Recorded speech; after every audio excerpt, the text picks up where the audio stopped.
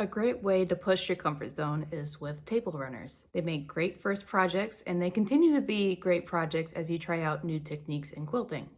Today I'm sharing the fall lane table topper that came with the September Open Gate quilt subscription box. The cutting took me about an hour and a half. There were 10 fabrics in this kit, all being cut to various size strips and squares. As careful as I tried to be, I still had to grab some green fabric from my fabric stash to compensate for a miscut. And it all worked out fine. It blends in really great, and it was some small squares. Next, it was time to mark a line down some of the squares.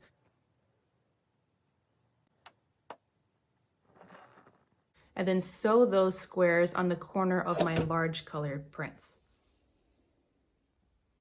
My machine has a laser light on it, and you can also buy these laser lights separately and attach them to your machine, but it allowed me to skip this marking step and just go straight to the sewing.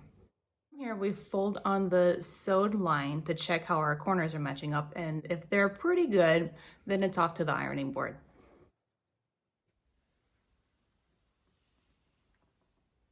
You don't need the fabric underneath that corner, so that gets trimmed away.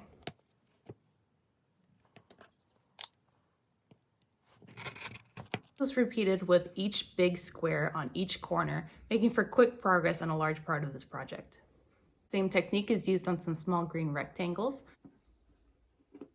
My machine was chewing up the corner of my rectangles though, and it's because I used the wrong needle plate. I should have used the small gap needle plate so that it had more surface area to grip and pull the fabric, but instead I had the long elongated needle plate.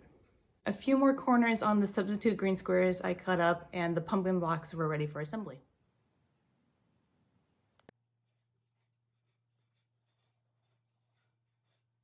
The leaf block starts with half square triangles. The line goes down the background square again, but it's matched up with the colored square of the same size, and we sew a 1/4 inch away from each side of that line.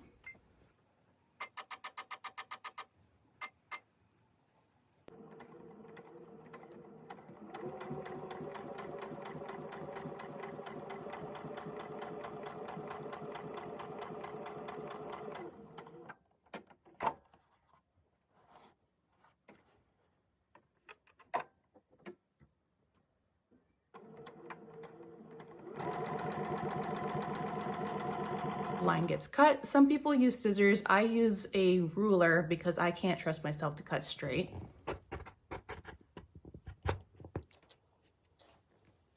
Ironing this open reveals the half square triangle, but it's been sewn at a larger size than the finished size, so we're able to trim that down, make sure it's nice and square, and fit back into our project.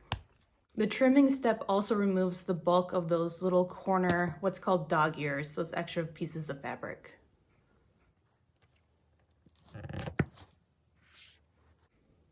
The stems were so fun to sew.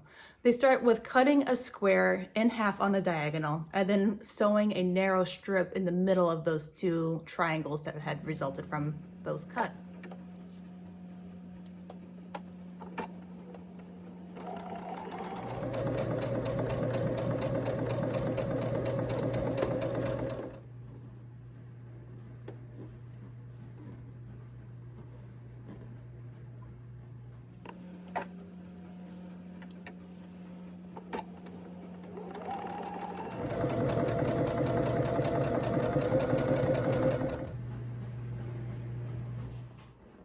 It's generously oversized, so it's very forgiving how you place that strip.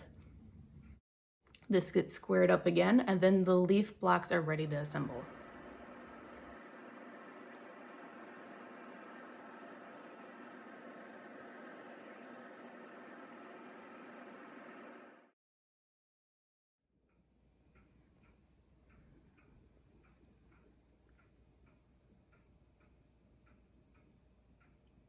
To put the project together, I did Quilt As You Go for the first time. The kit came with enough fabric to just have the table topper together all at once and then do the quilting. But by doing this, I was able to cut out each backing that I needed and quilt it on, do as elaborate quilting as I wanted, and then I had extra fabric left over for another project. I let myself indulge in free motion quilting, and I found that when I am left unchecked with quilting, I can take an entire week just quilting a table runner. I used the entire spool of thread that the subscription box came with for the month, and then some. I was initially intimidated by the inner corner binding, but if you search inner corner binding on YouTube, there's lots of helpful videos. And then we also had the Zoom class with Monique at Open Gate Quilts, and she showed us on a live demo how to get it done, and it's super simple. And that wrapped up this runner. I hope you enjoyed the video, and I'll see you next time. Bye.